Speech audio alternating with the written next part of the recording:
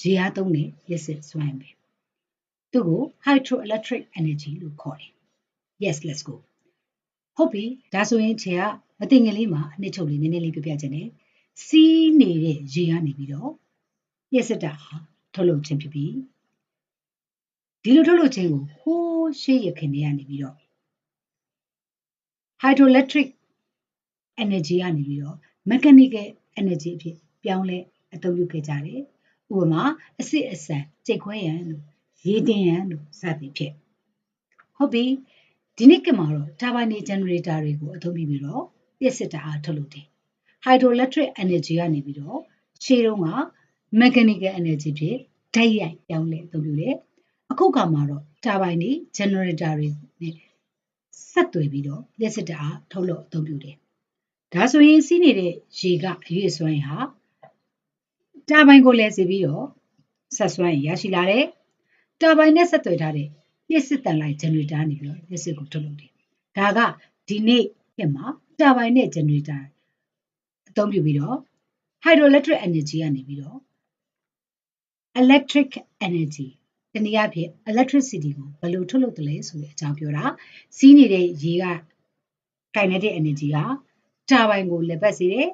တာဘိုင်လက်ပတ်တဲ့အခါမှာ mechanical energy ရရှိလာတယ်ဟုတ်ပြီတာဘိုင်နဲ့ဆက်သွယ်ထားတဲ့ generator ကနေပြီးတော့လျှပ်စစ်တန်လိုက်နည်းအရ produce electrical energy ကိုထုတ်ပေးနိုင်တယ် let's go ဒါဆိုရင်ရေအားလျှပ်စစ်စွမ်းအင်ထုတ်လုပ်နည်းနှစ်နည်းရှိတယ်နံပါတ်1ချက်ကစီးနေတဲ့ရေတွေကို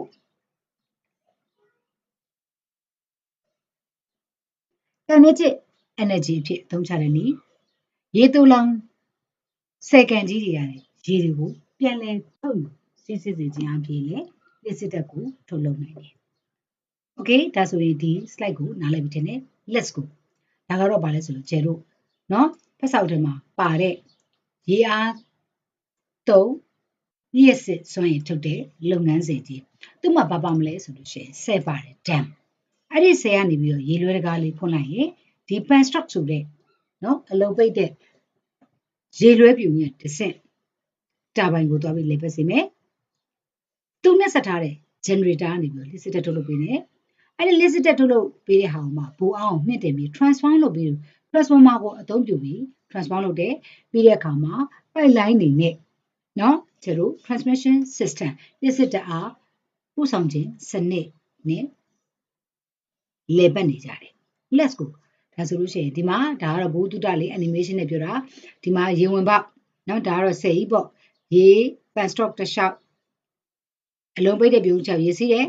ဒီမှာဘာဖြစ်လဲဆိုရင် generator လဲတယ် generator ကနေပြီးတော့ဘာလဲဆိုလို့ရှိရင်တာဘိုင်ကိုလဲတယ်ပြီးရင် generator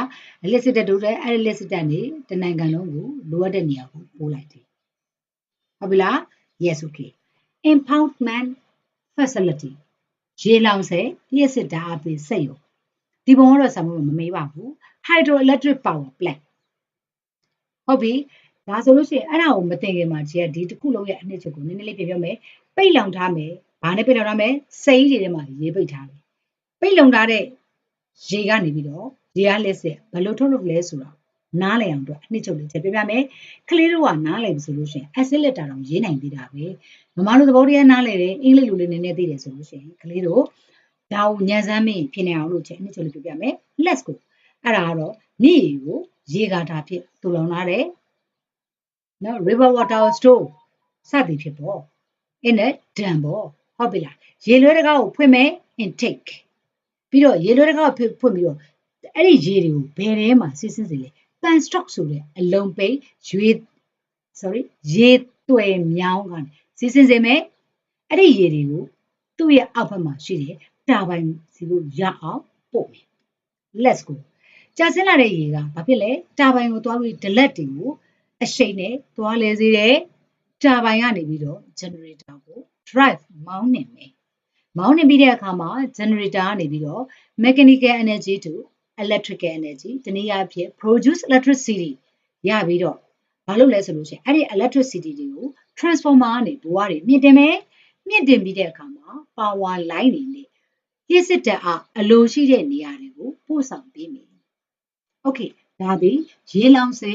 လ လျှစ်စစ်ဓာတ်အားပေးစက်ရုံရဲ့အလုပ်လုပ်တဲ့ပုံ impoundment facility